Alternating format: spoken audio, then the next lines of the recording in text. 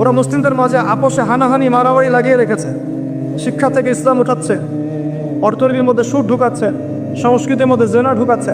এ সময় বসে বসে আমরা আমাদের ভাইদের এই দোষচর্চা শুরু করছি, এই সময় বসে বসে। তাহলে কত আনকালচার, কত আনসিভিলাইজড আপনি চিন্তা করেন।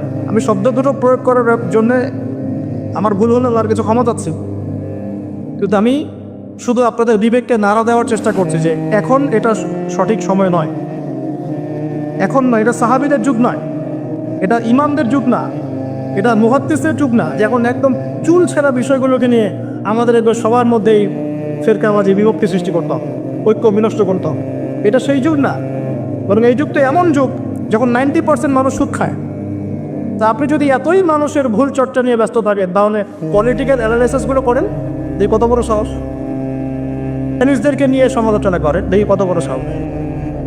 এলেন এগেনস্টে কথা বলেন, পশ্চিমাদের এগেনস্টে কথা বলেন, ইসলামের মূল শক্তি, ইসলামের মূল শত্রুদের গোড়ায় গিয়ে কথা বলেন, সুদভিত্তিক ব্যাংকিং সিস্টেম নিয়ে কথা বলেন, পেপার মানি নিয়ে কথা বলেন, সামনে যেটা ইলেকট্রনিক ক্রিপ্টোকারেন্সির সুদ আসতেছে বিশ্বের উপরে, এটা নিয়ে কথা বলেন। যারের জন্যে রাষ্ট্র প্রস্তুত করে ফেলেছে ওইটা নিয়ে কথা বলেন। অগণিত শিশুকে হত্যা করা হচ্ছে, এটা নিয়ে কথা বলেন। মা বোন থেকে তুলে তুলে রেপ করা হচ্ছে, এটা নিয়ে কথা বলেন। সারা বিশ্বে একটা অঘোষিত ক্রুসেড লঞ্চ করেছে ওরা, ওদের এগেস্টে কথা বলে। আপনার কথা কি শুধু আলেমদের বিরুদ্ধে, মুসলিম ভাইয়ের বিরুদ্ধে? মুসলমানরা কে কোন দোষ করলো এটা খুঁজে বের করে আপনার কাজ বা আমাদের কাজ? আমি কোনো ইন্ডিভিজুয়ালকে উদ্দেশ্য করে কথা বলছি, আমি ওভারঅল আমাদের সাইকোলজিক্যাল কথাগুলো বলছি। আমাদের সাইকোলজি এমন কেন বল? মূল শত্রুদেরকে চিনতে শিখি না কেন? মূল সমস্যাগুলো ফাইন্ড আউট করি না কেন? ওইগুলো নিয়ে কেন কথা বলছি না? ওইগুলো নিয়ে ফেসবুক কাঁপায় ফেলেন, আমি একটাও মন্তব্য করব না, শুধু এতটুকু কথা বলছি। এভাবে যদি গাজা ইস্যু নিয়ে সবাই দিনের পর দিন ফেসবুক গরম করে রাখতেন, হয়তো বা এখন কিছু হলেও করতে পারতাম। ওই এটা তো করলেন না, 2 দিন 3 দিন মায়া কান্না দেখালেন, বাস সবাই তো বন্ধ করে দিলাম বানাবো। তারপরে এখন একটা একটা করে ইস্যু তৈরি করছি যেন ওইটা কোনো বিষয় না। স্ক্রল করবো, দেখবো হ্যাঁ এতজন মারা গেছে, 11,000, কালকে 11,500, কালকে 12,000, ব্যাস। রাত্রে একটু কুনুতে নাজলা পড়ে দিলাম, নামাজের পরে একটু দোয়া করে দিলাম। আর দোয়া তো আমার কবুল হচ্ছে না, আমি তো বুঝতেই পারছি, কারণ আমার রিজিকের মধ্যে হারাম আছে, আমার রিজিকের মধ্যে যে সুদ আছে এটা তো আমি জানি। কেউ মুক্ত নয়, আল্লাহ পাকের কোনো পরোয়া নাই যদি বাংলাদেশের মানুষ দিন কায়েম না করে, যদি বাংলাদেশের মানুষ দিন না পালন করে, দিন পালনের প্রচারের প্রসারের কায়েমের প্রচেষ্টা না চালায়, আল্লাহ পাকের কিচ্ছু যায় আসে। মক্কাবাসী কবুল করে নেই, আল্লাহর কিছুই যায় আসে নাই। আল্লাহ পাক মদিনাবাসীকে তৌফিক দিয়ে ধন্য করেছেন। ইসলামের ইতিহাসে প্রথম ইসলামিক স্টেট মক্কা নয়, প্রথম ইসলামিক স্টেট মদিনা। দারুল আরকাম ছিল যেমন মক্কায়, মদিনায় গিয়ে নবী সাল্লাল্লাহু আলাইহি ওয়াসাল্লাম আগে মসজিদে নববী নির্মাণ করলেন। জ্ঞান চর্চা, ওই যে প্রথমে বলেছি ইলমের চর্চা, কিন্তু ফাংশন চেঞ্জ হলো। কীরকম চেঞ্জ হলো? দারুল আরকাম শুধু দিনই জ্ঞান শিক্ষা, তাসকিয়া, দাওয়াত, এই মেহনতের একটা মার্কাজ ছিল, কিন্তু মসজিদে নববী শুধুমাত্র দাওয়াতের মার্কাজ ছিল না, বরং ওই মার্কাজ থেকে জিহাদের মুভমেন্টগুলো হয়েছে। পার্থক্য বুঝতে পারছেন? ওইখানে মসজিদে নববী কিন্তু শুধুমাত্র দাওয়াত, ইলমের প্রচার প্রসার, তাসকিয়ার মার্কাজ নয়। ওখান থেকেই পররাষ্ট্র নীতি অবলম্বন করা হচ্ছে, ওটা একটা সংসদের রূপে কাজ করছে। কোন জায়গাটা? নববী, মসজিদে নববী। এখন অবশ্য এটা নাই, এখন অবশ্য এটা অ্যাজ এ পার্লামেন্ট কাজ করছে না। করছে কি? রাসূল সাল্লাল্লাহু আলাইহি ওয়াসাল্লামের যুগে সেখানে দিনের জ্ঞান শিক্ষা দেওয়া হতো, দার্স হতো, মানুষ ইতিকাফ করতো, সালাত পড়তো, তিলাওয়াত করতো, জিকির করতো। পাশাপাশি ওইখান থেকেই সামরিক বিষয়গুলো মীমাংসা করা হতো, সৈন্য পাঠানো হতো, দাওয়াতের মেহনত হতো, ওখান থেকে জিহাদের মুভমেন্ট হতো। এখন কি সেটা হচ্ছে? তার ফাংশন পার্থক্য বুঝতে পারলেন? মদিনা হলো প্রথম ইসলামিক স্টেট। তারপর নবী সাল্লাল্লাহু আলাইহি ওয়াসাল্লাম রাষ্ট্রটাকে ঢেলে সাজালেন। প্রথমে আনসার আর মুহাজিরদের মধ্যে ভ্রাতৃত্বের বন্ধন সৃষ্টি করলেন। কেন এটা জরুরি? কারণ এই জনগণের মাঝে যদি ঐক্য না থাকে, আপনি জনগণকে নিয়ে দিন কায়েম করতে পারবেন না। এটার অভাবেই তোমরা ভুগছি, এই কারণেই তো পারছেন না। পারছি না। পারবেন কিভাবে? আমরাই তো আমাদের শত্রু হয়ে গেছি। আমরা এমনভাবে আমাদের শত্রু হয়ে গেছি যে মনে হয় যে কারো মান সম্মান হানি করাটাকে মানুষ সওয়াবের কাজ মনে করে, তাই না? কোন এক ভাই একটা ভুল করেছে মনে করেন, হতেই পারে, বা পাপও করেছে মনে করেন, পাপ করতেই পারে। তো প্রথম দায়িত্বটা আমাদের এখন হয়ে গিয়েছে এই যুগে এসে ওই পাপটাকে সরোয়ার্দী উদ্যানে গিয়ে 1 লাখ মানুষকে জড়ো করে বলতে হবে যে আমার অমুক ভাই আব্দুল্লাহ এই পাপটা করেছে। ওই সরোয়ার্দী উদ্যান হচ্ছে এখনকার ফেসবুক। বুঝাতে পারছি না মনে? আপনার এক ভাই ভুল করেছে, আপনি তাকে কিছু বললেন না, তাকে নক করলেন না, ভুল সংশোধনও করলেন না, তাকে বললেন না যে ভাই আপনার এই কাজটা ভুল হচ্ছে, আপনি ইসলাহ করলে ভালো হয়। সে জানলেও না, বরং আপনি 1 লাখ মানুষের সামনে গিয়ে বললেন, এই শোনো আমার অমুক ভাই আব্দুল্লাহ এই ভুল করেছে। কত বড় ননসেন্স আপনি চিন্তা করেন, কত বড় কমন সেন্সিং একজন মানুষ, আনকালচার্ড, আনসিভিলাইজড। আমার ওয়ার্ডগুলোতে রাগ করতেছেন? ও এক ভাই ওই যে ভাই মাথা নাড়ছেন, ধরেন মনে করেন এক্সাম্পল দিচ্ছি যে ভাই একটা ভুল করেছে, নাকি কেউ ভুল করবে না? এমন একজন মানুষ দেখান, একজন আলেম দেখান যিনি ভুল করেন নাই। সাহাবীদের যুগে সাহাবীদের দ্বারা ভুল হয়নি, হয় না? তো নবী সাল্লাল্লাহু আলাইহি ওয়াসাল্লামের কোনো সাহাবী যখন ভুল করতেন, নবী সাল্লাল্লাহু আলাইহি ওয়াসাল্লাম নিশ্চয়ই মিম্বরে দাঁড়িয়ে বলতেন নাউজুবিল্লাহ যে শোনো আমার অমুক সাহাবী ভুল করেছে, বলতেন। বরং সর্বোচ্চ তিনি বলতেন কিছু কিছু মানুষ এরকমটা ভাবছে, এটা বলতেন। কিছু কিছু মানুষ এই কাজ করছে, তারা যেন এই কাজ থেকে বিরত থাকে। কখনো বলতেন না যে আমার অমুক সাহাবী এই শোনো অমুক তুমি এই কাজ করছো। আজকে আমরা পুরো আনকালচার্ড, অসামাজিক। কিছু মানুষের অ্যাক্টিভিটিস দেখলে মনে হয় ফেসবুকে উম্মতের ভুল ধরার দায়িত্ব তাকে দেয়া হয়েছে, আর তাকে মনে হয় ইলহাম করা হয়েছে তো খুঁজে খুঁজে বের করবা যে আলেমগণ, দায়ীগণ, পীর সাহেবরা, হ্যাঁ, মুরব্বিয়ানে কেরাম, আমাদের ওলামায়ে কেরাম, কে কোন জায়গায় কি ভুল করলো সেটা তুমি সবার আগে দেখবা, সবার আগে ফেসবুকে এসে বলবা। যে সবার আগে বলতে পারবে তার জন্য 1000 নাকি, দ্বিতীয়বার যে বলতে পারবে তার জন্য 900 নাকি, তৃতীয়বার বলতে পারবে তার জন্য 800 নাকি। ভাবখানা এরকম পুরা আনকালচার্ড গল্প। অথচ যার ব্যাপারে সমালোচনাটা হচ্ছে তাকে কিন্তু সে কি ইনফর্ম করেনি যে ওস্তাদ বা শায়েখ বা ভাই এই প্রবলেমটা হচ্ছে, আপনি কি এটা সলভ করবেন কিনা, বা পরের লেকচারে বলে দিয়েন, বা পরের অ্যাক্টিভিটিস আপনি এটা ক্লিয়ার করে দিয়ে। এই জিনিসটা আমাদেরকে অসামাজিক বানিয়ে ফেলছে, অসামাজিক। ভাবখানা এমন যে সর্বপ্রথম যদি আমি ভুলটা ধরতে পারি তাহলে আল্লাহর কাছে বহু বড় মর্তবা, এবং জনসমক্ষে এটা প্রচার করাটা বড় নেকির কাজ। এর দ্বারা উম্মতের বড় খেদমত হয়ে যাচ্ছে। আদতে কি হচ্ছে শোনেন, আদতে আম জনসাধারণের ইসলাম চর্চা, ওলামায়ে কেরাম, বক্তা, দায়ীদের সম্পর্কে বিরূপ ধারণা সৃষ্টি হচ্ছে। এটা বোঝার মতো হিকমত আল্লাহ আপনাকে দেয় না। কারণ নাম শুধু সুপুরুষদের মতো রাখলেই তো হয় না, ভিতরটাও সুপুরুষের মতো হলে হয়। বাইরে ভাবখানা দেখলে মনে হচ্ছে যে আমরা আমাদের তাকওয়া পরহেজগারিতা জাহির করার জন্য ফেসবুককে পেয়েছি। ফেসবুকে সবাই খুব পরহেজগার, খুব আল্লাহওয়ালা, সারা জীবনে যা করুক না কেন ফেসবুকে খুব পরহেজগার ভাষা, ওখানে কোনো পাপই নাই। আর খানে এরকম হয়। এতে কি হচ্ছে জানেন, আল্লাহ রাব্বুল আলামিন আপনার সম্মান কমিয়ে দিবেন, এবং যে ব্যক্তির নামে আপনি এই গীবত রচনা করছেন সে যদি অপরাধী না হয় তাহলে কাল কিয়ামতের মাঠে আপনার ভয়াবহ অবস্থা, মারাত্মক অবস্থা। ওই দিন এই ঋণ আপনি শোধ করতে পারবেন না। মাঝখান থেকে এতগুলো কেন কথা বললাম জানেন? উম্মার ঐক্য বিনষ্ট হচ্ছে এই অসামাজিক কাজগুলোর ব্যাপারে।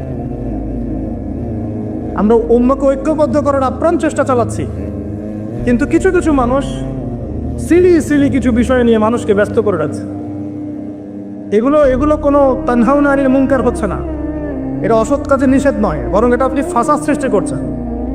ঘরের সমস্যা ঘরে সলভ করতে হয়। আপনার যদি ওয়াইফের সাথে কোনো প্রবলেম হয়, আপনি কি এখন এই ওয়াজে এসে বলবেন যে আমার ওয়াইফের সাথে আমার এই সমস্যা হয়েছে, শোনেন ভাই আপনারা শোনেন আমার ওয়াইফের সাথে আমার রোজ সমস্যা চলছে, আপনি কি এখানে এসে কথা বলবেন? ঘরের সমস্যা ঘরে সলভ করবেন। সলভ না হলে ইসলামের শরীয়ত মোতাবেক রাস্তা আছে, ওই রাস্তায় যাবেন, বাস হয়ে যাও। প্রত্যেক আলেমের বিরুদ্ধে, প্রত্যেক বক্তার বিরুদ্ধে, প্রত্যেক দায়ের বিরুদ্ধে এক শ্রেণীর মহল কাজ করতেছে। তো এগুলো আসলে কাজ করে না কাজ করায় কেউ, এটাও একটা প্রশ্নবোধক বিষয়। আমার তো মনে হয় কিছু মানুষ ইচ্ছাকৃতভাবে কাজ করায় এর পিছনে। নবী সাল্লাল্লাহু আলাইহি ওয়াসাল্লাম মদিনায় গিয়ে প্রথম মসজিদ নববী নির্মাণের পরেই আনসার আর মুহাজিরদের মধ্যে ভ্রাতৃত্বের বন্ধন স্থাপন করেছে। এই ভ্রাতৃত্বের বন্ধন যতদিন পর্যন্ত আমরা স্থাপন করতে পারবো না, এই গরম গরম লেকচার দিয়ে কোনো রকম। মন ঠিক কর, কলমটা ঠিক করি ভাই, কলম ঠিক করি ভাই। যে ভাই সম্পর্কে আপনি খারাপ কিছু চিন্তা করছেন, হতে পারে সে আল্লাহর কাছে অনেক বড় মর্তবা অলরেডি লাভ করে ফেলছে। কাল কিয়ামতে সিংহায় ফুৎকার দেওয়ার পরে আপনার আমার কি অবস্থা হবে, এটাই ফিকির করার বিষয়। ও কি করলো, ওর কি পরিণতি হবে, এই জাজমেন্ট করার দায়িত্ব আল্লাহ আপনাকে দেন নাই। আমরা তো এমন হয়ে গেছি যে মানুষকে নিজে আল্লাহর আসনে বসে জাজ করা শুরু করে। ব্যাপারটা বোঝেন, নিজে আল্লাহ পাকের জায়গায় গিয়ে মানুষকে জাজ করা শুরু করতেছে। অনেকে তো আছে কথায় কথায় মানুষকে কাফের ফতোয়া দিয়ে ফেলছে, তাই না? কথায় কথায় মানুষকে জাহান্নামী বানানোর চেষ্টা করছে, এটা এই, এটা সেই, ও এমুক। যতক্ষণ পর্যন্ত না সে ব্যক্তি বলে আরে ভাই আমার ভুল হয়েছে, আমি জাহান্নামী হয়ে গেছি, আমাকে মাফ করেন, ততক্ষণ সে ক্ষান্ত হচ্ছে না। কি একটা অবস্থা! আর এগুলো আমরা করছি কোন সময়ে? যখন ঘরের পাশে আগুন লেগে গেছে। কোন সময় করছি? যখন কুফাররা আমাদের বিরুদ্ধে ক্রুসেড রচনা করছে। কোন সময় করছি? যখন আমাদের হকপন্থী ওলামায়েরা আস্তে আস্তে কমে যাচ্ছে। কোন সময় করছি? যখন আমরা সবাই সুদের মধ্যে নিমজ্জিত। কোন সময় করছি? যখন রাষ্ট্রীয়ভাবে আমরা একটা রাজনৈতিক তন্ত্রের মধ্যে আছি। কোন সময় করছি? যখন বৈশ্বিকভাবে আমরা চতুর্মুখী চাপের মধ্যে আছি। কোন সময় করছি? যখন মানুষ নামাজ ছেড়ে দিচ্ছে, মানুষ কোরআন তেলাওয়াত থেকে দূরে, মানুষ পর্দা থেকে দূরে।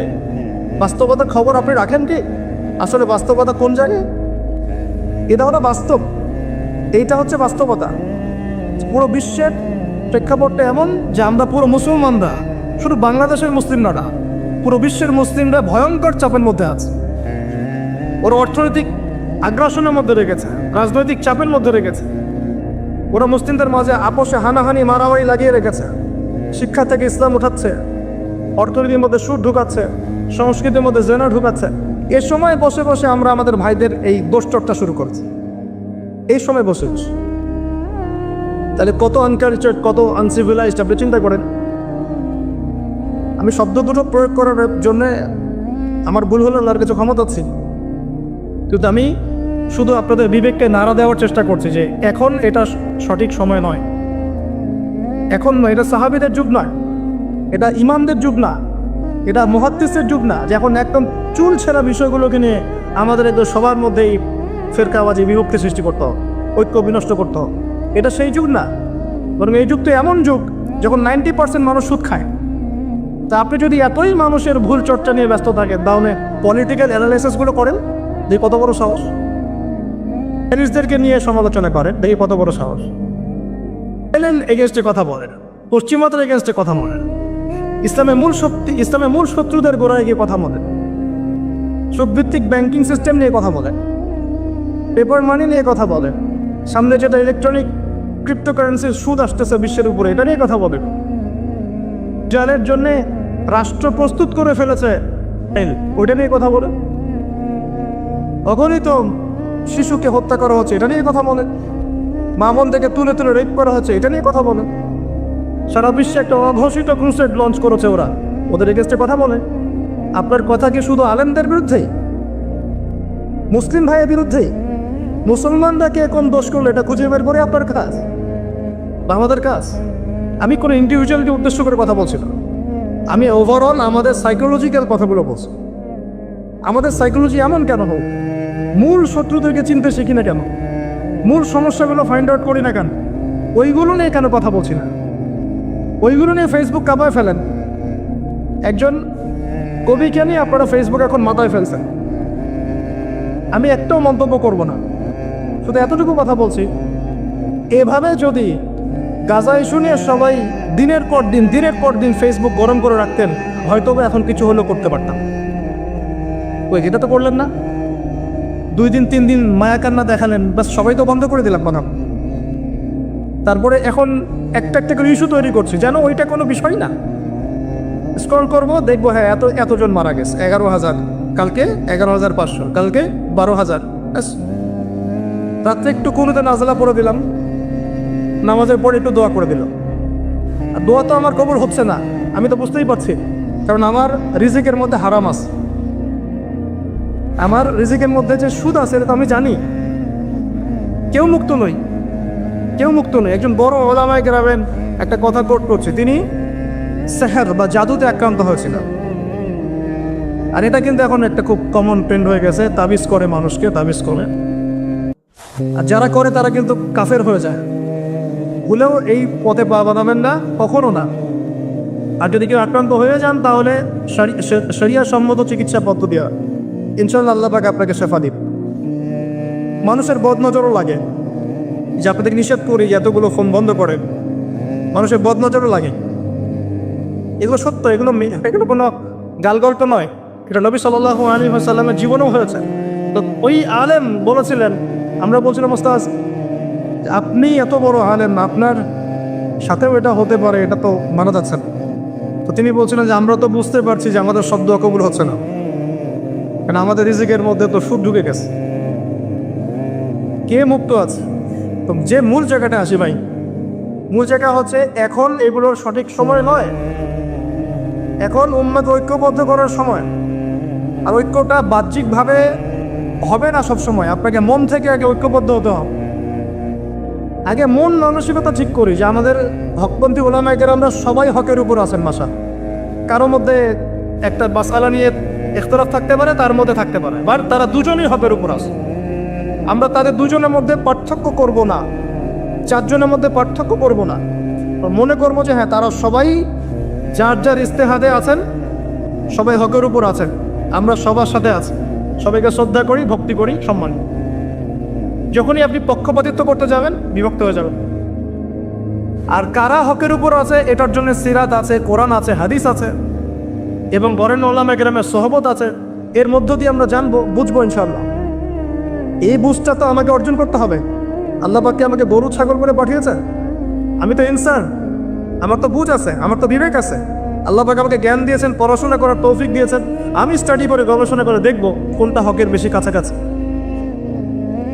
তো পয়েন্টে আসি, অনেক লম্বা হয়ে যাবে না। আল্লাহ নবী সাল্লাল্লাহু আলাইহি ওয়াসাল্লাম ভ্রাতৃত্বের বন্ধনকে গুরুত্ব দিয়েছে, আমরা এটা দিব তো ইনশাআল্লাহ। অনলাইন থেকে যতটুকু পারেন দূরত্ব অবলম্বন করেন, যতটুকু প্রয়োজন এতটুকু নেবেন, বাকিটা ছেড়ে দিন।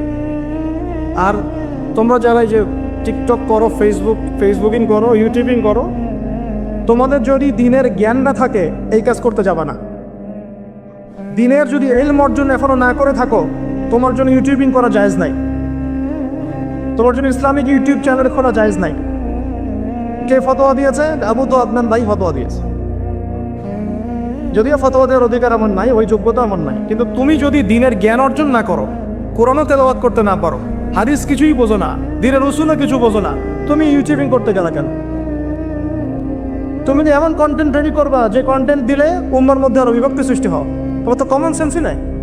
এবং কন্টেন্ট দেওয়ার আগে তো তুমি কোনো আলেমকে জিজ্ঞাসা করো নাই, ওস্তাদ এভাবে দিলে কি যেভাবে? কথাকে বুঝতে পারতেছে? তো কিছুই বুঝতেছে না, দিলে কোরআনটাও তেলাওয়াত করতে পারে। আর ও ইসলাম প্রচারের দায়িত্ব নিয়ে নিল, এটাও তো একটা ইসলাম প্রচার। আমি যদি দিনের কোনো জ্ঞানই অর্জন না করি, আপনি কি আমাকে চেয়ারে বসতে দিবেন? বা এটা যোগ্যতা কি আমার থাকবে? এটা কি করা আমার উচিত হবে? একই জিনিসটা আপনারা ফেসবুকে করছেন। আর এখন তো মাশাআল্লাহ সবার হাতে হাতে চলে গেছে, গরু ছাগল হাঁস মুরগি সবাই লাইভে চলে আসে। গরু এসে বলে হাম্বা, ছাগল এসে বলে ম্যানে, মুরগি এসে কক কক করে, যে যার মতো করে লাইভ করা শুরু। কিন্তু আপনার ওই বিষয়ে জ্ঞান আছে কি না? গাজায় শুনি আরব রাষ্ট্র নিয়ে একজন লাইভে চলে আসলো, দেখলেন কি হল? একজন চলে এসে বললো সালাউদ্দিন আইয়ুবী আকীদা ঠিক না, আরেকজন এসে বললো এই, আরেকজন বললো সেই। আসলে বিষয়গুলোর অ্যানালাইসিস করবে কারা? মুহাক্কিক আলেমগণ, মুহাক্কিক ওলামায়ে কেরাম। তো তাদের মন্তব্যের দিকে আপনারা তাকিয়ে থাকবেন, নিজেরা মন্তব্য করার দরকার তো নাই। আগে দেখি না বরেন ওলামায়ে কেরামগণ কি বলেন, তারা কি লিখেন, তাদের পত্রিকায় কি বের হয়, তারা কি মন্তব্য করে, তারপরে না আমি একটা জায়গায় যেতে পারবো। সুবহানাল্লাহ, এই করতে করতে এমন বিক্ষিপ্ত একটা অবস্থা অনলাইনে সৃষ্টি হয়েছে, এখানে কনস্ট্রাকটিভ কিছু পাবেন না। এই জন্য বলি, যতটুকু কল্যাণ নিয়ে বের হয়ে চলে আসেন, ওর থাকারই দরকার নাই। কিতাব নিয়ে পড়ে থাকেন, কিতাব, বই পড়েন, বেশি বেশি বই পড়েন। আল্লাহ পাক আমাদেরকে তৌফিক দান করুন। ইউটিউবার ফেসবুকারদের আমার কথায় মন খারাপ করা যাবে না যদি কোনো কথা বলে থাকি আপনাদের কল্যাণের জন্য। বিকজ যদি আপনারা ভুল কিছু প্রচার করেন, ভুল কন্টেন্ট বানান, ভুল সময়ে ভুল কিছু প্রচার করেন, ভুল সময়ে ভুল কিছু প্রচার করেন এবং মানুষকে ওইদিকে ব্যস্ত করে রাখেন, কিয়ামতের মাঠে পাই পাই হিসাব দেওয়া লাগবে। ওটার প্রস্তুতি আপনার থাকা চাই, কি হিসাব দেবে না। তো এই কাজ দাওয়াতের কাজ, এটাও একটা দাওয়াতের কাজ। এই দাওয়াতের কাজ করতে গিয়ে যোগ্যতা অর্জন করতে হবে। আমি নিজে 100 জন না, সম্ভবত 87 কি 90 জন, এতজন ইউটিউবারের ওই পরীক্ষার থেকে ভাইবা নিয়ে 10-15 জনকে ডেকেছিলাম একদিন। দেখি তারা দিন প্রচার করতে চায় কতটুকু যোগ্যতা আছে। 10-15 জনের মধ্যে মিনিমাম 12 জন কোরআন তেলাওয়াত করতে পারে না। কি বুঝলেন? আমি দিন প্রচার করতে চাই, আমার কোরআন তেলাওয়াত শিখতে হবে না?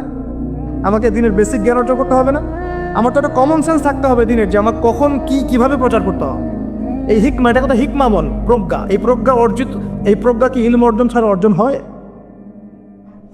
ইলম তো অর্জন করতে চাচ্ছ না, কেন আসলা? এটা আর্নিং সোর্স, দরকার নেই তো আমার আর্নিং সোর্সে। প্রয়োজনে আমি অন্য কোনো ব্যবসা করে খাবো, ওটাই কি আমার একমাত্র আর্নিং সোর্স? তো আমরা আসলে এগুলো আমাদের কন্ট্রোলে নাই। আমি জাস্ট আমার মতো করে বলছি, কিন্তু যদি আমাদের ক্ষমতা থাকতো, কন্ট্রোল থাকতো, এই সামাজিক যোগাযোগ মাধ্যমগুলো ব্যবহার করার মূলনীতি দেওয়া থাকতো, এই যোগ্যতাগুলো অর্জন না করলে কারো হাতেই এই ডিভাইস যাবে না। এটা চায়নাতে আছে, রাশিয়াতে আছে, সবাই গণহারে ইউজ করতে পারে না। ইউজ করতে হলে একটা ক্রাইটেরিয়া থাকে, এই যোগ্যতা অর্জন করে তারপর তোমাকে এখানে এনরোল করতে হবে। বেশি না, দিয়ে দেন কোরআন, হাদিস, জিওপলিটিক্স, সাধারণ জ্ঞান, অর্থনীতি, বেসিক কিছু প্রশ্ন দিয়ে দেন, সিলেবাস দিয়ে দেন, দিয়ে বলেন এটা পড়াশোনা করে যারা টপ 80 হবে, টপ 100 হবে, এদেরকে দেওয়া হবে অনুমোদন। দেখেন কতজন তারপরে ফেসবুক ইউজ করতে পারে। বুঝতে পারছেন? একটা যোগ্যতার লেভেল দিয়ে দেন। এই বয়সের আগে স্মার্টফোন না, এই বয়সের আগে ফেসবুক না, এই যোগ্যতার আগে ইউটিউবিং না। এগুলোর যেমন পজিটিভ দিক আছে, নেগেটিভ দিকও আছে। নেগেটিভ দিক অনেক বেশি পজিটিভের চাইতে, নেগেটিভ দিকটা অনেক বেশি পজিটিভের চাইতে। বাংলাদেশে কোনো আলেমের চরিত্র হনন করতে ফেসবুক বাকি রাখে নাই। বাংলাদেশ কোনো আলেমের, ইনক্লুডিং মি অলসো, কোনো আলেমের চরিত্র হনন করতে ফেসবুক বাকি রাখে নাই। যে কোনো আলেমের নাম বলেন, দেখবেন তার চরিত্রের বিপরীতে আপনি 10টা কথা পাবেন। তাহলে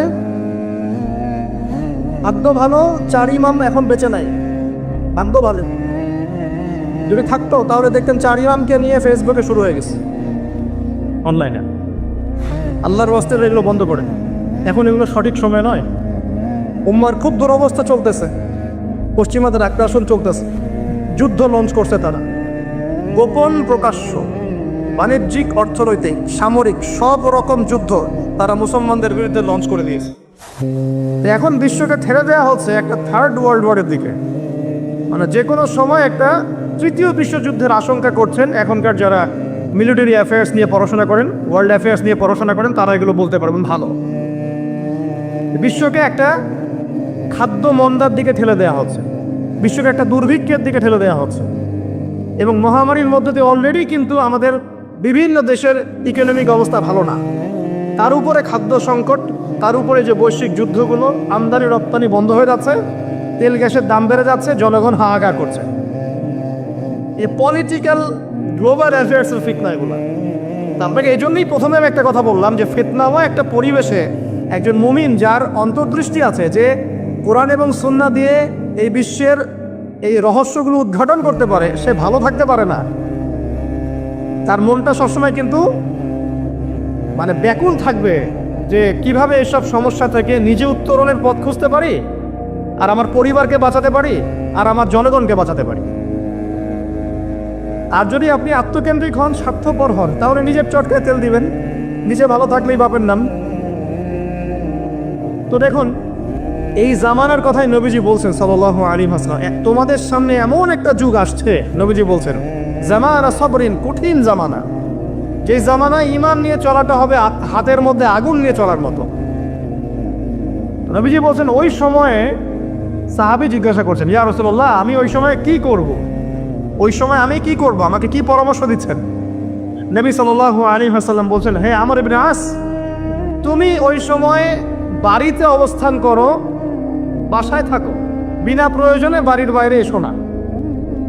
ওই সময় তুমি নিজের পাপের জন্য আল্লাহর কাছে ক্রন্দন করতে থাকো, বিনা প্রয়োজনে বাড়ির থেকে বের হয়েও না।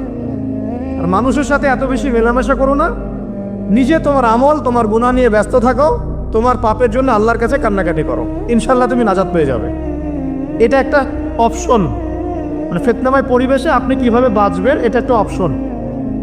আরেকটা হাদিসে গিয়ে নবী সাল্লাল্লাহু আলাইহি ওয়াসাল্লাম বলছেন যে যখন এমন ফিতনাময় পরিবেশ আসবে, তখন যদি তোমরা এই আমর বিল মারুফ নাহি আনিল মুনকার, সৎ কাজের আদেশ, অসৎ কাজের নিষেধ, আমার সুন্নতের উপর অটল থাকতে পারো, তাহলে তোমরা 50 জন শহীদের নেকি পাবে। সাহাবায়ে কেরাম বলছেন, ইয়া রাসূলুল্লাহ, আমিনহুম আও মিন্না, তাদের মধ্যে 50 জন নাকি আমাদের মধ্যে 50 জন শহীদ? নবী করিম সাল্লাল্লাহু আলাইহি ওয়াসাল্লাম বলছেন, বাল মিনকুম, বরং তোমাদের মধ্যে 50 জন শহীদ। এটা অপশন নাম্বার 2। এক, কি বললাম, আপনি নিজেকে নিয়ে ব্যস্ত থাকেন, বাসায় থাকেন, বিনা প্রয়োজনে বাড়ির থেকে বের হবেন না, মানুষের সাথে কম মেলামেশা করেন এবং নিজের পাপের জন্যে আল্লাহর কাছে কান্নাকাটি করেন, নিজের আমল নামা নিয়ে ব্যস্ত থাকেন, ইনশাআল্লাহ নাজাত পাবেন। 2 নাম্বার, যদি আপনার কাছে আরও বেশি যোগ্যতা থাকে এবং আপনি আরও বেশি সাহসী হন এবং আপনি উম্মার, দেশের জনগণের কল্যাণ কামনা করেন, তাহলে অন্যদেরকেও এই ফিতনাময় পরিবেশে টিকে থাকার ফর্মুলা বলে দেন। এখানে সবর করেন, আমর বিল মারুফ নাহি আনিল মুনকারের কাজ করেন, আল্লাহ পাক আপনাকে ইনশাআল্লাহ 50 জন শহীদ সাহাবীর নেকি দিবেন সব। আরও অপশন আছে। কি অপশন? ওই যে আসহাবুল কাহফ কি করেছিল, একটা ফিতনাময় পরিবেশ থেকে নিজেরা আস্তে করে সরে গিয়েছে। যখন আপনি পরিবেশকে পরিবর্তন করতে আর পারছেন না, দাওয়াত দিয়েও কোনো কাজ হচ্ছে না, মানুষ কথাও শুনছে না, জুলুম নির্যাতন বাড়তেই আছে, টিকে থাকা মুশকিল, তখন তাদের হিসাবের দায়িত্ব আল্লাহর উপর ছেড়ে দেন, আপনি ওখান থেকে ডিসকানেক্টেড হয়ে যান। হয়তো আপনার কাছে মনে হচ্ছে না এখন ওই যুগ আসে নাই, কিন্তু আমি আপনাকে বলে দেই যে কোরআন এবং সুন্নাহর চোখ দিয়ে যদি আপনি দেখতে শেখেন এবং বর্তমান বিশ্বের প্রেক্ষাপটটা অ্যানালাইসিস করার যোগ্যতা আপনি অর্জন করেন কোরআন সুন্নাহর চোখ দিয়ে, আপনি বুঝতে পারবেন সেই সময় অনেক আগেই চলে এসেছিল। এখন ফিতনা এবং ফাসাদময় এই পরিবেশে আমরা কি করতে পারি, ছোট স্কেলে, বড় স্কেলে না, ছোট স্কেলে। আমি আজকে বড় বিষয় নিয়ে কথা বলতে আসি নাই, কারণ আমি চিন্তা করলাম যে আসলে প্রথমে যদি ব্যক্তিকেন্দ্রিক বিষয়টা ঠিক না হয়, বড় বিষয় আলোচনা করে কোনো লাভ নাই। আগে ব্যক্তি যদি ঠিক না হয়, বড় বিষয় আলোচনা করে আসলে কোনো লাভ নাই, আপনারা বুঝবেনও না, মাথার উপর দিয়ে চলে যাবে। এখন গ্লোবাল অ্যাফেয়ার্স নিয়ে কথা বলে খুব একটা ফায়দা নাই আপনাদের। এখন ইকোনমি পুরো এই সুদভিত্তিক সিস্টেম আপনি চেঞ্জ করতে পারবেন না, এবং পুরো যে তাগুতি ব্যবস্থা আপনি চেঞ্জ করতে পারবেন না। আপনি কি করতে পারবেন? আপনি নিজেকে পরিবর্তন করতে পারবেন, আপনার পরিবারকে পরিবর্তন করতে পারবেন। এতটুকু আপনার পক্ষে এখন পর্যন্ত সহজ, ঠিক না? ঠিক কথা। এটা আপনি এখন করতে পারবেন। তো এটার ফর্মুলা কি? ফর্মুলা ঘাটতে গিয়ে আল্লাহ পাক আমার মাথার মধ্যে একটা হাদিস নিয়ে এসে দিলেন, কারণ আমি বিশ্বাস করি যে আপনারা বলছেন মৌলানা, আল্লামা, আমি আসলে এমন কিছু নই। এই কথাগুলো আসলে আমার সাথে যায় না। আমি নিতান্তই একজন ছোট মানুষ এবং তালেবে ইলম, জ্ঞানের পথের পথযাত্রী। আর আমি তালেবে ইলম হয়ে থাকতে চাই। আমি মুফতি হই, আমি মুহাদ্দিস, মুফাসসির বা যে শব্দগুলো আপনারা বলছেন, এমন কিছুই নাই। আসলে কিয়ামতের মাঠে আমি জান্নাতে যেতে পারবো কিনা আমি নিজেই জানি না। যখন কোনো মানুষ নিজেকে অনেক বড় মনে করা শুরু করবে, বুঝে নেবেন সেই ইবলিসের আনুগত্য করা শুরু করেছে আর কি। কারণ ইবলিস বলেছিল আবা ওয়াস্তাকবারা, আমি খলাকতানি মিন নার ওয়া খলাকতাহু মিন তিন, আমাকে সৃষ্টি করেছেন আগুন দিয়ে, আদমকে সৃষ্টি করেছেন মাটি দিয়ে, আমি কেন আদমকে সিজদা করতে যাব? তো এটা ইবলিসের চরিত্র, আবা ওয়াস্তাকবার, সে উদ্ধত হয় এবং অহংকার প্রদর্শন করে। তা আমি মনে করি যে আমি কিছু বলি না, আল্লাহ রাব্বুল আলামিন আমাকে বলার তৌফিক দেন মাত্র, আলহামদুলিল্লাহ। তা আমার মাথায় একটা হাদিস আসছে, সকাল থেকে ঘুরছে, সেটা হচ্ছে, দেখুন বারা ইবনে আযিব রাদিয়াল্লাহু আনহু থেকে বর্ণিত হাদিসটা আসছে এবং হাদিসটা বিশুদ্ধ। এখান থেকে আমি মূল আলোচনা যাচ্ছি যে একদিন আনসার মানুষদের মধ্যে, আনসার কারা?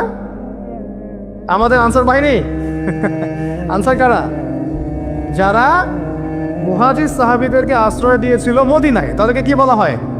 আনসার। তাহলে শব্দটা সুন্দর না? তাহলে আমাদের বাহিনীর নামটাও সুন্দর, মাশাআল্লাহ। তো আনসার সাহাবীদের মধ্যে একজন ইন্তেকাল করেছেন, ইন্না লিল্লাহি ওয়া ইন্না ইলাইহি রাজিউন।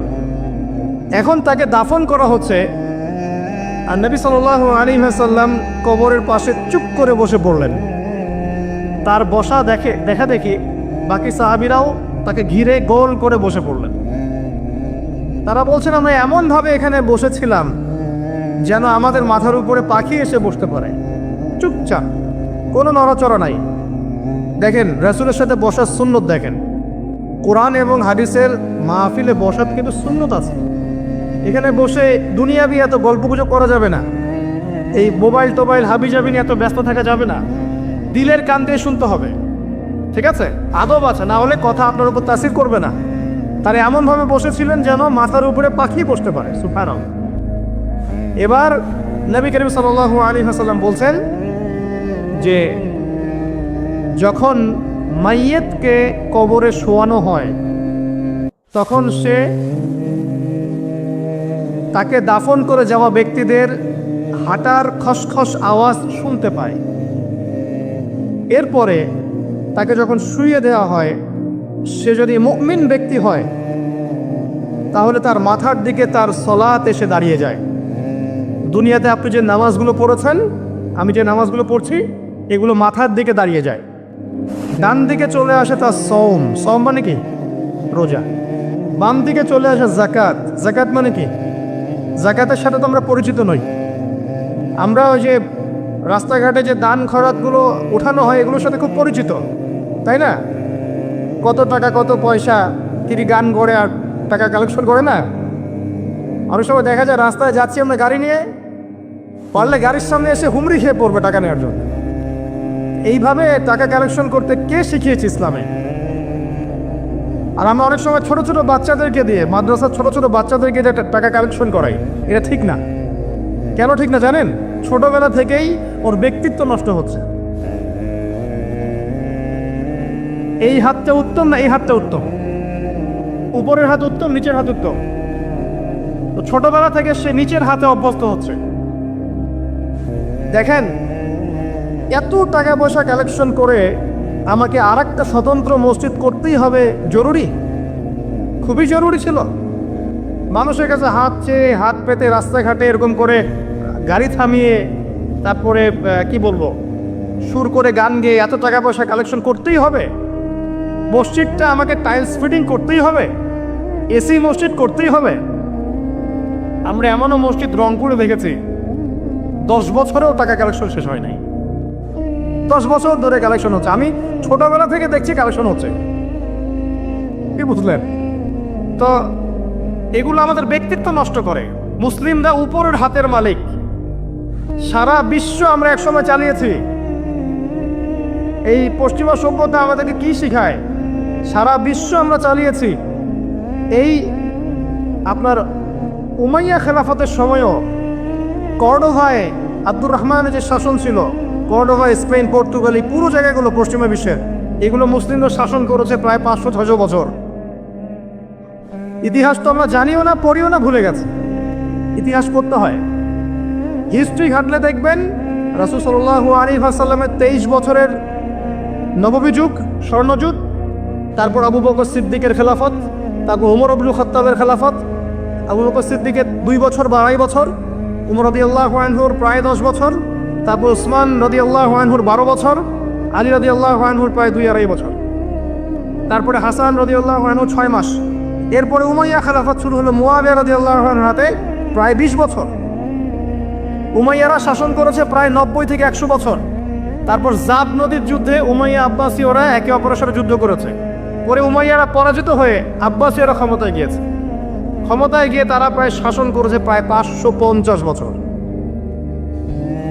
এদিকে উমাইয়াদের মধ্যে যারা পরাজিত হয়েছে ওরা চলে গিয়ে কর্ডোভা, আন্দালুসিয়া ওইদিকে খেলাফত কায়েম করেছে।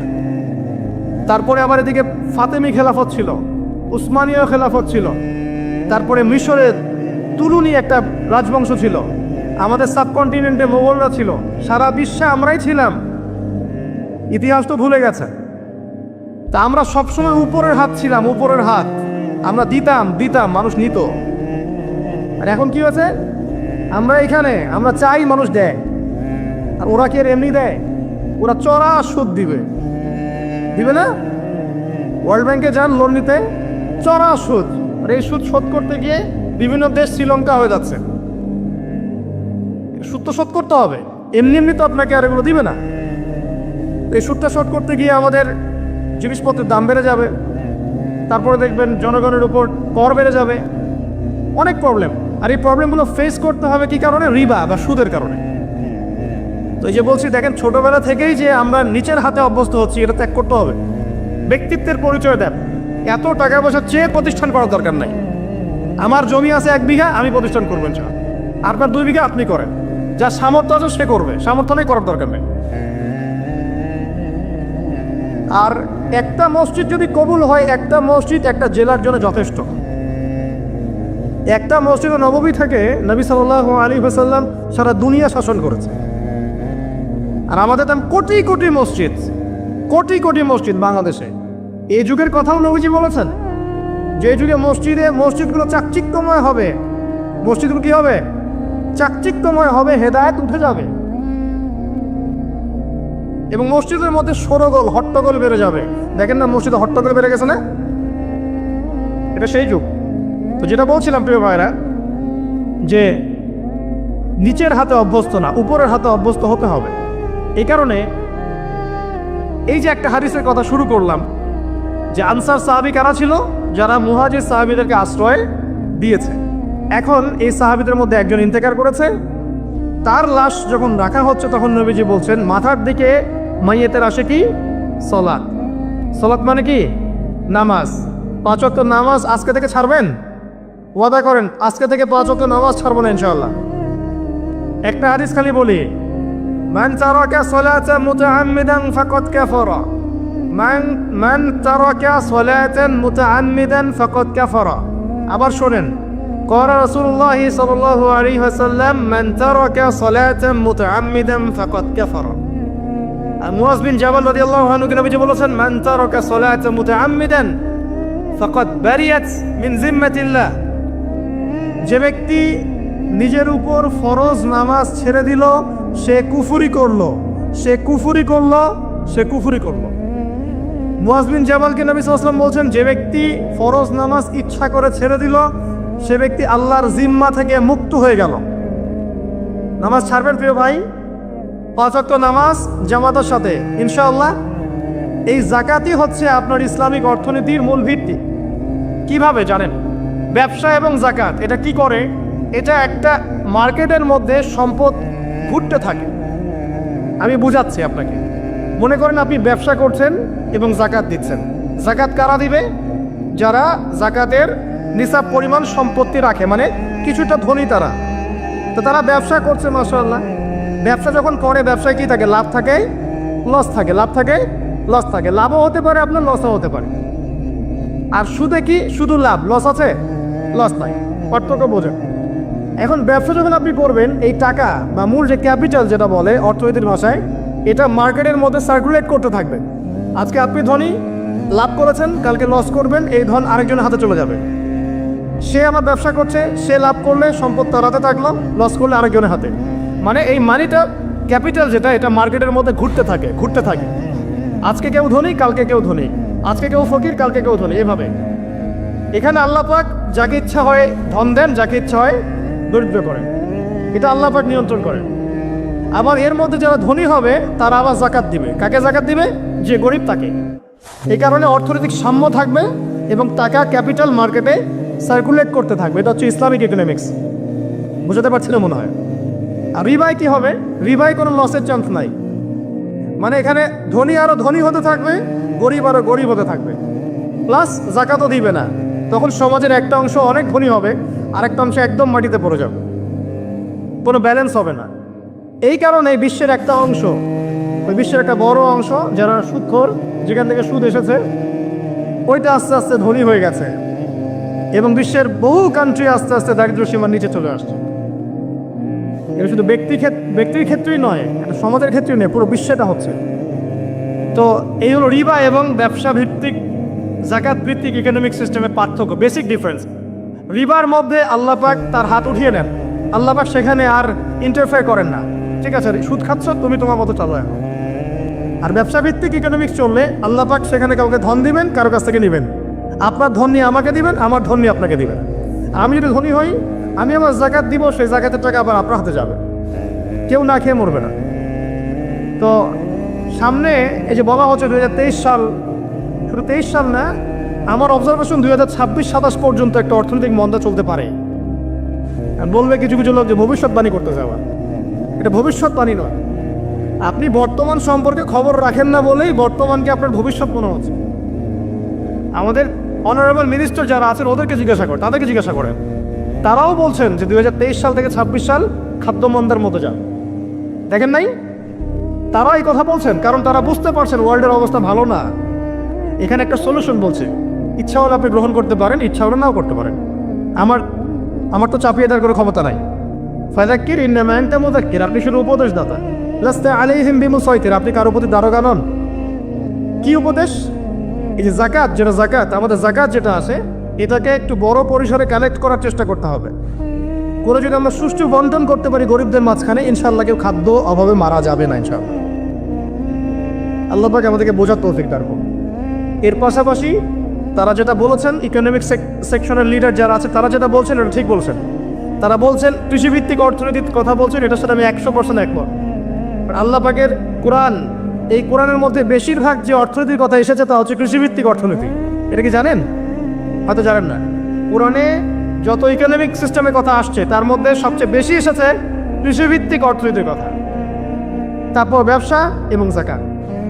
অতএব তারা ঠিকই বলেছেন, দেশের যারা ইকোনমিক সেকশনে গবেষণা করছেন তারা ঠিক কথাই বলেছেন যে কৃষিভিত্তিক অর্থনীতি হচ্ছে আমাদের অর্থনৈতিক মন্দা দূর করার অন্যতম উপায়। ঠিক বলেছেন, আমি একমত। তো জাকাত যেটা কথা বলছিলাম, বাম দিকে জাকাত আসবে, তো জাকাত আমরা দিব তো ইনশাল্লাহ ভাই। যাদের শোনেন, বাংলাদেশে এমন অনেক শিল্পপতি আছে যাদের একজনের জাকাতের টাকা দিয়ে একটা গ্রাম চলতে পারে। আর জাকাতের টাকা কিন্তু শুধু এক বছরে আসবে না, প্রতি বছরেই ঘুরে ঘুরে আসবে। মনে করেন যে আপনাদের এলাকার মধ্যে অনেক বিত্তশালী আছেন, আমি দোয়া করি মন থেকে আল্লাহ পাক বিত্তশালীদের অন্তরটাকে নরম করে দিক এবং ওসমান রাদিয়াল্লাহু আনহুর মতো দানশীল করে দিক। আমরা দোয়া করি, আমরা কারো খারাপ চাবো, সবার জন্য হেদায়েতের দোয়া করব। টাকা থাকতে তো সমস্যা নাই, কিন্তু টাকা থেকে যদি ওসমান রাদিয়াল্লাহু আনহু হতে না পারলাম তাহলে সমস্যা। টাকা থাকতে কোনো সমস্যা নাই, ধন আপনাকে আল্লাহ দিতেই পারে। এই ধনটাকে উসমান গনি রাদিয়াল্লাহু আনহুর মতো আল্লাহর পথে বিতরণ করে দেন, ইনশাআল্লাহ আল্লাহ পাক আপনাকে জান্নাতুল ফেরদৌস দান করবেন। তো অনুরোধ থাকবে, দেখেন আপনারা যদি একটা এলাকার জাকাত কালেক্ট করতে পারেন, মনে করেন কথার কথা এখানে কিছু মেয়ে আছে যারা খারাপ পথে পা বাড়িয়েছে, আমার কথা বুঝতে পারছেন?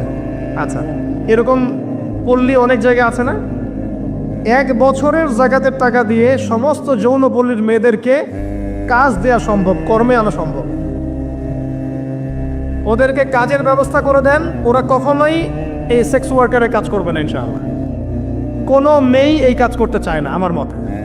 কোনো মেয়েই চায় না যে ইজ্জত বিক্রি করে খাবো, কোনো মেয়ে চাবে? কখনো চাবে না। ওকে আপনি ভালো কাজের ব্যবস্থা করে দেন, এই জাকাতের টাকা দিয়ে দেখবেন ইনশাআল্লাহ সে ওই খারাপ পথ ছেড়ে দিয়েছে।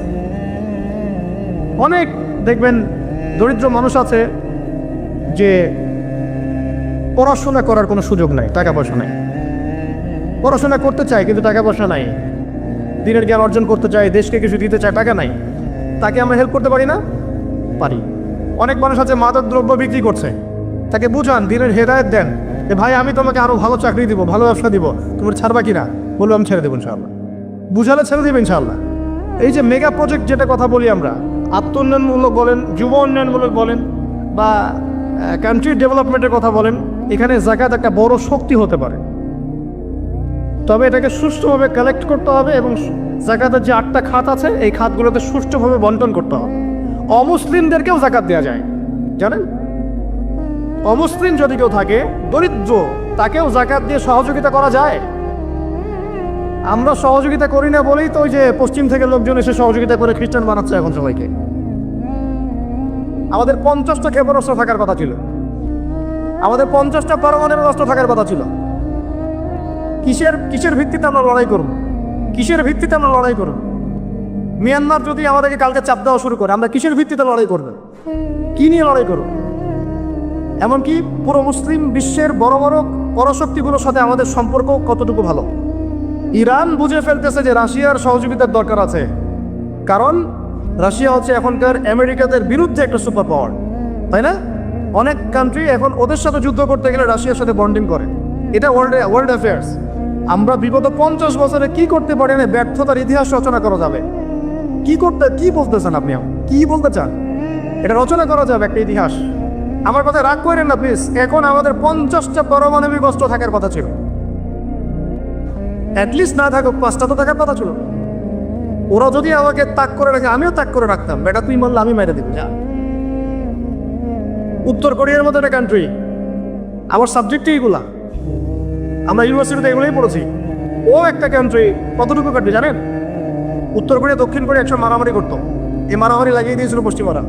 পরে উত্তর কোরিয়ার প্রেসিডেন্ট ওই বলা থেকে বের হয়ে যায়, বলা থেকে বের হয়ে চায়নার সাথে বন্ডিং শুরু করে, রাশিয়ার সাথে বন্ডিং শুরু করে ওদের সাপোর্টে সে আস্তে আস্তে আস্তে নিউক্লিয়ার ডিভাইসগুলো তৈরি করা শুরু করেছে। করার পরে এখন এই মাত্র বেশি না, 20 থেকে 25 বছরে ওরা এমন একটা জায়গায় চলে গেছে, খাইতে পারুক না পারুক পারমাণবিক বোমা একদিন তাক করে রেখে। পশ্চিমারা ওখানে নাক গলাইতে পারে না, ও নাক গলাইতে পারে আমার কাছে এসে, আমাকে বলে স্যাংশন দিবে, আমাকে বলে তোমাকে ভিসা নীতি বাতিল করে দিব, বা আমাকে বলতে পারে, ওকে বলতে পারবে না তো। ওর কাছে ওইরকম অস্ত্র আছে, দিবে একটা, মাইরা যা বেটা। ওর পার্ল হারবার আছে সামনে জাপানের ওখানে। কারণ এটা এমন একটা বিষয় যে একটা যদি সে মারে আর এও তো একটা মারতে পারবে। একটা বোমা পড়লে পুরো জাতি একদম মুহূর্তের মধ্যে ছাই হয়ে যাবে। এই জন্য এটা যুদ্ধ এত সহজে কেউ যেতে যাবে না। এটা হচ্ছে একটা মনস্তাত্ত্বিক শক্তি যা আমার কাছে আছে, তুই মারলে কিন্তু আমি মারতে পারি। এই মনস্তাত্ত্বিক শক্তিটাই দরকার ছিল, এখন নাই। আর ভাই এগুলো আমাদেরও তো অনেক দোষ, সব কিছু তো আমরা মানুষের উপর চাপাই দিয়ে বসে থাকি। আমরা যখন অ্যানালাইসিস করতে বসি সবাই মনে হয় যে বিজ্ঞ পণ্ডিত, কিন্তু আপনি তো দায়িত্ব নিয়ে সামনে আসছেন না, আপনি তো পড়াশোনা করে উপরে আসছেন না, আপনি তো জ্ঞান অর্জন করে মানুষকে বোঝানোর চেষ্টা করছেন না। আমরা তো আমাদের দায়িত্ব পালন করছি কি? আল্লাহ পাক আমাদের সবাইকে বিচক্ষণ হওয়ার তৌফিক দান করুন। কয়টা সায়েন্টিস্ট তৈরি হয়েছে আমাদের? বলেন, কয়টা সায়েন্টিস্ট তৈরি হয়েছে আমাদের জাতীয় মেধা? নাস্তিক তো ভরি ভরি তৈরি হচ্ছে। কয়টা সায়েন্টিস্ট তৈরি হয়েছে আমাদের ইউনিভার্সিটিগুলোর মধ্যে? কয়েকজন অর্থনীতিবিদ তৈরি হয়েছে ইউনিভার্সিটিগুলোর মধ্যে। আমি তো পড়েছি ইউনিভার্সিটি, ছেলে মেয়ে একসাথে বসে গান গল্প করে, চীনা বাদাম খায়, কোনো সময় স্যার আর ছাত্রীর প্রেম হয়ে যায়। আমি বলছি না কিছুই হয় না, পড়াশোনা তো হয়, সিস্টেম তো অনেক সুন্দর, টাকা পয়সা সরকারি অনেক খাচ্ছেন আপনারা। কিন্তু এখন কথা হচ্ছে গভর্নমেন্টের যে এত টাকা পয়সা খাচ্ছেন, রেজাল্টটা কি দিচ্ছেন? কি জাতীয় উপহার দিচ্ছেন আপনারা? কোন প্রজন্ম উপহার দিচ্ছেন? এগুলো কি গভর্নমেন্ট টাকা আপনারা কি মনে করেন? এই ট্যাক্সের টাকাকে কি মনে করেন? এগুলো মানুষের আমানত, রক্ত ঘাম করা পয়সা। আপনাকে বেতন দেওয়া হচ্ছে, আপনাকে ফ্ল্যাট দেওয়া হচ্ছে, আপনাকে গাড়ি দেওয়া হচ্ছে, ওগুলোর দিকে তো চোখ দেন না। আমরা একটু এক্সকরোলা গাড়িতে চললে একদম নজরদারির মধ্যে চলে আসি। গাড়ি কোথেকে আসলো? আমার গাড়ির দাম তো 6 লাখ টাকা না 7 লাখ টাকা, আপনার গাড়ির দাম তো 50 লাখ টাকা। আর এগুলো আমাদেরকে মানুষ ভালোবেসে হাদিয়ে দিয়েছে। আপনাকে ভালোবেসে না দিলে আমি কি করতে পারি? আমার কিছু করার আছে? তো মূল জায়গাগুলো তো আমরা দেখি না। সব সমস্যা ইসলামকে নিয়ে চুলকানি নাকি? খালি ইসলামকে নিয়ে চুলকানি হয়? মূল জায়গায় আসেন। আমি বলেছি, চ্যালেঞ্জ করেছি, একটা মাঠের মধ্যে আপনি সমস্ত সেকুলার মহলের টিচারদেরকে একত্রিত করেন, আপনি উদ্যোগ নিয়ে করেন দেখি, করে সবার কোরআন তেলাওয়াত টেস্ট করেন। আমি চ্যালেঞ্জ করতেছি 10% কোরআন তেলাওয়াত ঠিক থাকবে না। তাদের হাতে আপনি একটা জাতি করতেছেন, তাহলে শিক্ষা তো এই অবস্থা হবেই। ব্যাংলাপ তো আপনাকে শিখাবেই, আর কি শিখাবে? ইসলাম এবং জেনারেল শিক্ষা, ইসলামী শিক্ষা, এইটাকে সমন্বয় করাটা এখন সময়ের দাবি হয়ে গেছে। এই দুটোকে সমন্বয় না করতে পারলে আল্লাহর কসম এই জাতিকে বাঁচাতে পারবেন না আপনি। এখন টিকটক দেখতেছেন, সামনে কোন টক আসবে আল্লাহ ভালো জানে, আল্লাহ ভালো জানে। এখানে আপনার ঘরেও তো দেখবেন যে একটা অপতথ্য পয়দা হয়ে গেল। কত এরকম ছেলে তার বাবা মাকে বৃদ্ধাশ্রমে পাঠিয়ে দিল, সন্তানের হাতে মা খুন হলো। এই তো কয়েকদিন আগে এক পুলিশ অফিসার খুন হয়েছিল এক সন্তানের হাতে, মনে নাই আপনাদের এগুলা? তাহলে আমরাই তো আমাদের ঘরে সাপ তৈরি করতেছি। ভাববেন না যে এগুলোর ফলে শুধু সমাজে একটা প্রভাব বিস্তার হবে, আমার ঘরে কিছু হবে না, কখনো না। আমিও এফেক্টেড হবো, আমার ঘরেও আসবে। এখন আল্লাহ রাব্বুল আলামিনের কাছে গেলে দোয়া করতে পারি আমরা, আল্লাহ পাক যেন আমাদেরকে এমন যোগ্য ব্যক্তি উপহার দেন আল্লাহর পক্ষ থেকে। যেই হোক সে X Y Z, whoever he is, আমরা কোনো দলের মানুষ না, কোনো পলিটিক্যাল পার্সন না। এক্স ওয়াই জেড যে হোক না কেন, আমরা যে সৎ, যোগ্য, ইমানদার মানুষ, সৎ, যোগ্য, ইমানদার মানুষ যারা তাদের এই ক্ষমতাটাকে, এই প্রতিভাটাকে দিনের জন্য কাজে লাগাবে ইনশাআল্লাহ। এরকম মানুষ চান না আপনারা? এটা দোয়া করতে হয়, আল্লাহ যেন কবুল করে না। আমিন। আর আমাদেরকেও হতে হবে আনুগত্যশীল, এবং আমরা শান্তিপূর্ণ কোনো পরিবেশের মধ্যে বিদ্রোহ করতে যাব না। কারণ এগুলো করলে রাষ্ট্রের আরও ক্ষতি হয়, উপকারের চেয়ে কী হয়, ক্ষতি বেশি হয়। আমরা দোয়া করব, চেষ্টা চালাবো, আমরা রাব্বুল আলামিনের কাছে মুজাহাদা চালিয়ে যাব, এবং আমরা গঠনমূলক সমালোচনার মধ্য দিয়ে আমরা তাদের কাজের পজিটিভ নেগেটিভ বিষয়গুলো উপস্থাপন করতে পারি। এরপর যদি তারা দাওয়াত কবুল না করে, তাদের কবর তাদের, আপনার আমার কবর আমাদের, লাকুম দীনুকুম ওয়ালিয়া দীন। ব্যাস, এটা আমাদের দায়িত্ব। এখন আমার কথাটা আমি গুছিয়ে নিব, কনক্লুশনের দিকে একটু আমার দিকে মনোযোগ দেন। আর শেষে গিয়ে আমি আপনাদেরকে 5টা প্রশ্ন করবো। কয়টা ভাই? সেরা 5 জন, যে 5 জন অ্যান্সার দিতে পারবেন তাদের জন্য আমি হাদিয়া নিয়ে আসছি। 5টা বই আমি আমার পক্ষ থেকে উপহার দেবো ইনশাআল্লাহ। ঠিক আছে? এই যে লেকচারটা দিয়েছি এর উপরেই 5টা প্রশ্ন হবে ইনশাআল্লাহ। দেখবো কে কতটুকু লেকচার শুনেছে। কনক্লুশনটা এখন শোনেন। পুরো বিশ্বের প্রেক্ষাপটটা এখন আমাদের অনুকূলে না। আমার সাথে বলেন তো, কি বললাম? পুরো বিশ্বের প্রেক্ষাপটটা আমাদের অনুকূলে না। বিশ্বের বড় বড় সেক্টরগুলো মনে রাখবেন, বড় বড় সেক্টরগুলো হচ্ছে 1 রাজনীতি, 2 ভূ রাজনীতি, 3 অর্থনীতি, 4 সংস্কৃতি, 5 শিক্ষা এবং 6 প্রযুক্তি। কটা বললাম? 6। এই প্রতিটা বিষয়ে এখন আমরা নিয়ন্ত্রণ করি না, এটাই বাস্তব, এটাই সত্য। কারা নিয়ন্ত্রণ করে? ইসলামের দুশ্মনরা করে, ইসলামের দুশ্মনরা করে। এবং দুশ্মন বলতে সব ইহুদি, সব খ্রিস্টান নয়। মনে করবেন না যে হিন্দু ভাই ইসলামের দুশ্মন, না, সবাই ইসলামের দুশ্মন না। ও তাদের মধ্যে অনেক ভালো মানুষ আছে, ইহুদিদের মধ্যেও কিছু ভালো মানুষ আছে। একজন ইহুদি সকালবেলায় এসে উহুদের যুদ্ধ করেছিল, একটা সেজদাও দেয় নাই, বেচারা শহীদ হয়ে জান্নাতে চলে গেছে। ইহুদিদের মধ্যে আব্দুল্লাহ বিন সালামের মতো বড় আলেম ছিল। সব ইহুদি না, আর সব খ্রিস্টান না। খ্রিস্টানদের মধ্যে বাদশা নাজাশির মতো মানুষ ছিলেন, মুসলমানদেরকে আশ্রয় দিয়েছিলেন। তাহলে কারা সমস্যা? জায়নিস্টরা। কারা? ইহুদি খ্রিস্টানদের মধ্যে একটা দল আছে, একটা ইউনিটি আছে, বন্ডিং আছে, এটাকে আমি অ্যালায়েন্স বলি। এটা হচ্ছে জায়নিস্ট মুভমেন্ট, জায়নবাদী। এটা নিয়ে একটা বই আছে, অনেক বই আছে, ইউনিভার্সিটিতে অনেক বই পড়ানো হয়। এখন একটা বই ভালো চলছে, the secrets of Zionism. The secrets of Zionism, এই বইটাও পড়লে আপনারা বুঝতে পারবেন, অনেক কিছু বুঝতে পারবেন। তো হেনরি ফোর্ডের লেখা, উনি আগে জায়নি ছিলেন, পরে বের হয়ে আসছেন, তওবা করে ফিরে আসছেন। তো এরা হচ্ছে এই বিষয়গুলো নিয়ন্ত্রণ করে, প্রতিটা বিষয়, প্রত্যেকটা বিষয়, ব্যাংকিং সিস্টেম থেকে শুরু করে পলিটিক্যাল অ্যাফেয়ার্স, এভরিথিং। আমাদের হাতে কিছু নাই, কিন্তু আমরা বললাম যে ফিউচারে ঈসা আলাইহিস সালাম আসবেন এবং এটা কায়েম করবেন। এই তো কনক্লুশন। তাহলে মাঝখানে যে সময়টা বাকি আছে, এই সময়টাতে কাদের হাতে, কোন বৈশিষ্ট্য ধারণ করতে পারলে আমাদের হাতে এই বিজয়টা হবে? এই তো প্রশ্ন, না? এই না বিষয়টা? মাঝখানে একটা সময় তাহলে বাকি। সামনেও দেখলাম কি হতে যাচ্ছে, ঈসা ইবনে মারিয়াম আসবেন, ইমাম মাহদী আসবেন, এই খেলাফা কায়েম হবে ইনশাআল্লাহ। তবে মাহদী আবার আনাচে কানাচে অনেক মাহদী বের হচ্ছে, এগুলো মাহদী না। ভুলেও এসবে পাত্তা দিবে না, একদমই পাত্তা দিবে। আমার কাছে শোনেন, এগুলো নিয়ে আমরা স্টাডি করতেছি না দীর্ঘদিন থেকে। মালহামা না হওয়া পর্যন্ত মাহদী আসবেন না। কি হওয়া পর্যন্ত? মালহামা মানে গ্রেট ওয়ার, বিশাল যুদ্ধ, একটা ব্যাসাকার যুদ্ধ, মানে 99% কম্বেটর মারা যাও যুদ্ধ, 100 জনের মধ্যে 99 জন মারা যাবে। যে বাঁচবে সে মনে করে আমি সেই ব্যক্তি যে বাঁচবে, সবাই আশা নিয়ে যাবে ওখানে। কি নিয়ে হবে যুদ্ধ? ইরাকের ইউফ্রেটিস নদীর সোনার পাহাড়কে কেন্দ্র করে, ইরাকের ইউফ্রেটিস নদীর, ফোরাত নদীর সোনার পাহাড়কে কেন্দ্র করে। আর বললাম যে হোলি ল্যান্ড তারা চায়, ওই নীলনদ থেকে ফোরাত এই পুরোটাই হোলি ল্যান্ড, নীলনদ থেকে ফোরাত পুরোটাই হোলি ল্যান্ড, ওরা পুরোটাই দখল করতে চাচ্ছে। ওরা শুধু গাজা চায় না। লাস্ট 100 বছর থেকে ওরা এই মিশনে হাঁটতে হাঁটতে হাঁটতে মোটামুটি এখন 70-80% জায়গা কিন্তু দখল করে ফেলেছে, ফেলে নাই? ওইটা আরেকটা ইস্যু, ইনশাআল্লাহ প্যালেস্টাইনে আরেকদিন কথা হবে।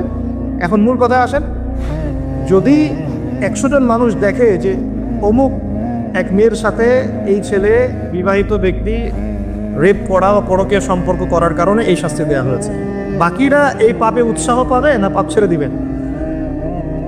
এটা বোঝার জন্য কি খুব বেশি কমন সেন্সের দরকার আছে?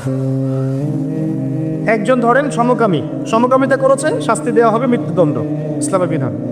এখন বাকিরা দেখলো, তারা কি উৎসাহ পাবে না ওটা ছেড়ে দিবে? হত্যার বদলে হত্যা, কেউ যদি কারো চোখ উপড়ে ফেলে তারও চোখ উপড়ে ফেলতে হবে, কোরআনের বিধান। কেউ যদি কারো কান কেটে ফেলে ওরও কান কেটে ফেলতে হবে। দাঁত ভুজি মেরে ভেঙে দিয়েছে, ওরও দাঁত কি করবে? ভেঙে দেবে।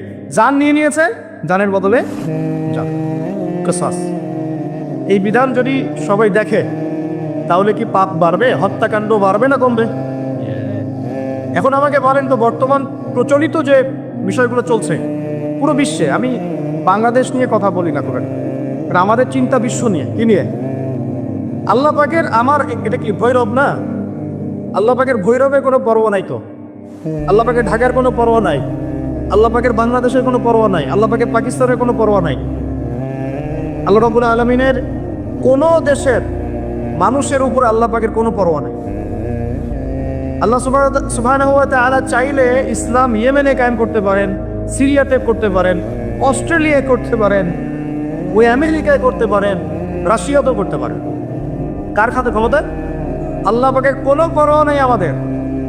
আমরা যদি আমাদের কাজ ঠিকঠাক মতো করি আমরা সফল হব, যদি না করি আমাদের লস, আল্লাহ রাব্বুল আলামিনের লস বলতে কিছু নাই। আছে? আল্লাহ পাকের কিচ্ছু যায় আসে না, আমরা জাস্ট একটা সুযোগ পেয়েছি মাত্র। এই জন্যে আমাদের মূল জায়গাটা হচ্ছে জেরুজালেম। মূল জায়গাটা কি? ওইখান থেকে পুরো বিশ্ব ইসলামী খেলাফতটা কায়েম হবে সামনে, এটা হাদিসের মধ্যে আসছে। এবং আমাদের কন্টিনেন্টের মধ্যে খোরাসান একটা বরকতময় জায়গা। এটা কোন জায়গা সেটা আপনারা স্টাডি করে দেখে নেবেন। নবী সাল্লাল্লাহু আলাইহি ওয়াসাল্লাম হকপন্থীদের একটা জামা এখানে থাকবে এমনটা হাদিসে পাওয়া যায়। এবং তারা যুদ্ধ করতে করতে করতে করতে শেষ পর্যন্ত বাইতুল মুকাদ্দাস জয় করবে ইনশাআল্লাহ। এটা হতে যাচ্ছে। তাহলে আমরা কিন্তু হকের অনেক কাছাকাছি আছি। আমরা যদি সুযোগ নষ্ট করি এটা আমাদের ব্যাখ্যা না, আল্লাহ পাকে কোনো কিছু যায় আসে না। আপনি সেজদা করেন বা না করেন। একজন আলেম আমাকে বলেছিলেন, ওনার কাছে দার্স নিচ্ছিলাম, উনি বলছিলেন যে এই যে রাস্তার মধ্যে আমরা যখন হাঁটি একটা পোকা পড়ে আছে, ধরেন একটা ফল পড়ে আছে, ফলের মধ্যে পোকা ধরে গেছে, বাজার করতে গিয়েছে একটা ফল দেখছেন ওর মধ্যে পোকা পড়ে গেছে। এমনকি আমরা ওয়াশরুমে যাই, ওয়াশরুম যদি মাইক্রোস্কোপ দিয়ে দেখেন ব্যাকটেরিয়া আছে না নাই? আছে না? ওরা পর্যন্ত আল্লাহর তাসবিহ পাঠ করে, সুবহানাল্লাহ। আল্লাহ পাক তো আমার নামাজের মুখাপেক্ষী না, আল্লাহ পাক তো আপনার নামাজের মুখাপেক্ষী না। আপনি পড়ছেন না, আপনি হতভাগা। আসমান জমিনে সবাই আল্লাহর তাসবিহ পাঠ করছে। আমার আল্লাহ এত বড়, আমাদের আল্লাহ এত বড়, এত মহান,